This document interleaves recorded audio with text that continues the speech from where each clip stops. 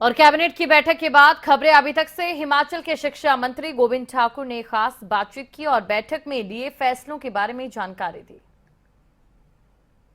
Corona के संकट के बाद अब पटरी पर आती पूरी व्यवस्थाएं दिख रही हैं और आज की कैबिनेट बैठक में एक महत्वपूर्ण फैसला स्कूल और कॉलेजों को खोलने को लेकर लिया गया है। शिक्षा मंत्री गोविंद ठाकुर हमारे साथ हैं। फेज वाइज खोलने की तैयारी, आज कैबिनेट के किस तरह के फैसले?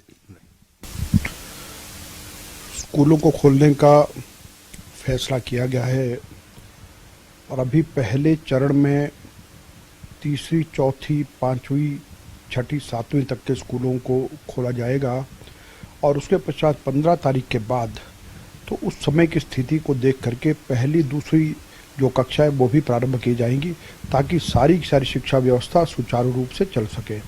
और जो हमारे 8वीं से लेकर के 12वीं तक है वो क्लासेस आज ही प्रारंभ हो चुकी हैं।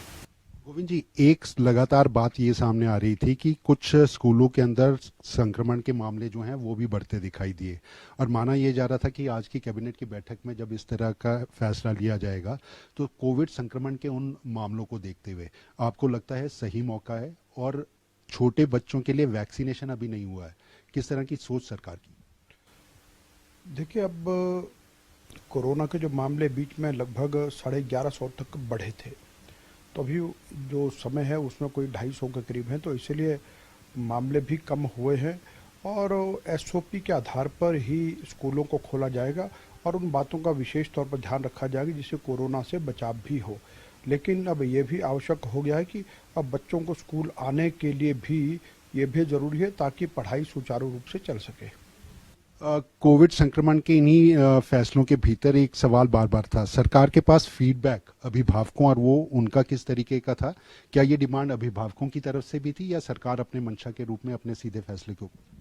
देखिए, अभी अभिभावक है, अध्यापक हैं और बच्चे हैं, सभी की तरफ से ये फीडबैक है कि अब स्कूलों को खोला जाना चाहिए।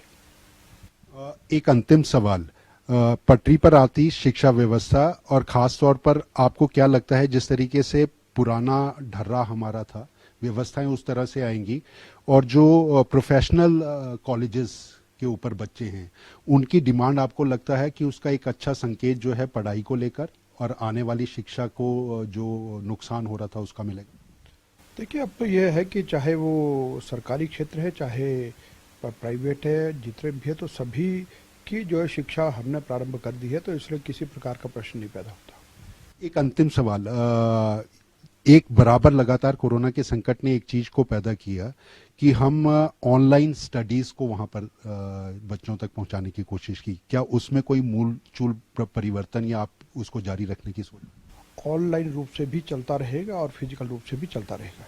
तो ये आज की कैबिनेट के बड़े फैसले थे, स्कूलों को खोलने का चरणबद्ध तरीके से और 15 से छोटे बच्चों को भी लाने का फैसला कैबिनेट के भीतर तय हो गया है।